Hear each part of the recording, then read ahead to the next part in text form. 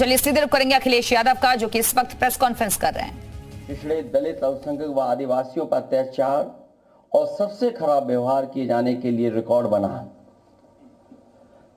आर्थिक रूप से इलेक्टोरल बॉन्ड का ऐतिहासिक भ्रष्टाचार किया। इलेक्टोरल बॉन्ड के माध्यम से पैसा कमाने के लिए मुनाफाखोरी को बढ़ावा दिया, जिसने महंगाई को बढ़ाया। अपने फायदे के लिए भाजपा ने जनता पर बेतहाशा महंगाई थोप दी। नोटबंदी से व्यापार कारोबार चौपट कर दिया।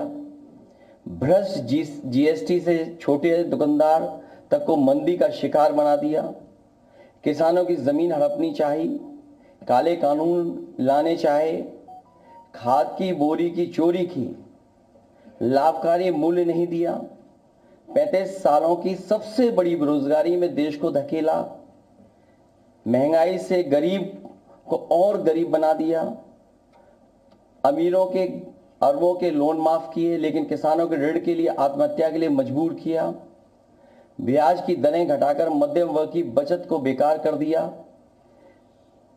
बैंकों में तरह तरह के चार्ज और पेनल्टी से लोगों के खाते दीमक की तरह अंदर ही अंदर खा गए, बैंक लॉकरों के नाम पर जिम्मेदारी से पल्ला झाड़ लिया, नैतिक रूप से चंदे तक का पैसा खा गए, केयर फंड के नाम के आगे पीएम के नाम का इस्तेमाल करके बाद में हिसाब देने से मना कर दिया, अपराधियों को शामिल करने, उनके कृत्यों पर पर्दा डालना, जैसे मणिपुर में अपने संगी साथियों द्वारा बेटी के साथ मानवीय व्यवहार में, बीएचयू छात्र अभद्रता कांड में, खीरी किसान हत्याकांड में, हाथरस की बेटी के बलात्कार हत्या व कानपुर देहात कांड में जहां मां बेटी को झोपड़ी में जिंदा जलाकर मार डाला, ऐसे अनगिनत उदाहरण हैं।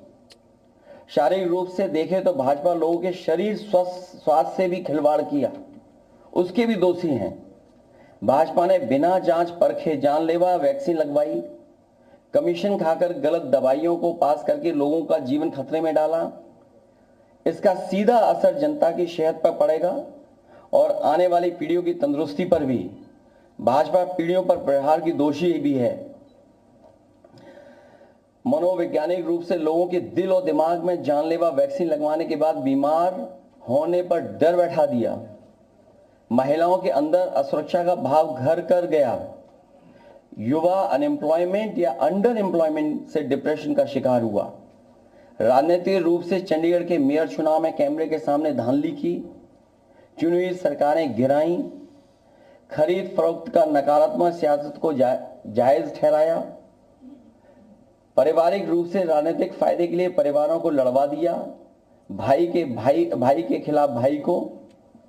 मानसिक रूप से भाजपा ने अपने ही समर्थकों को हिंसक बनाया, मॉब लिंचिंग को मानसिक रूप से सही ठहराने की साजिश की, आपराधिक रूप से ऐसे लोगों को मंत्री पद दिया और बनाए भी रखा जिन्होंने किसानों की हत्या की, जो महिलाओं पर अत्याचार शोषण के दोषी हैं।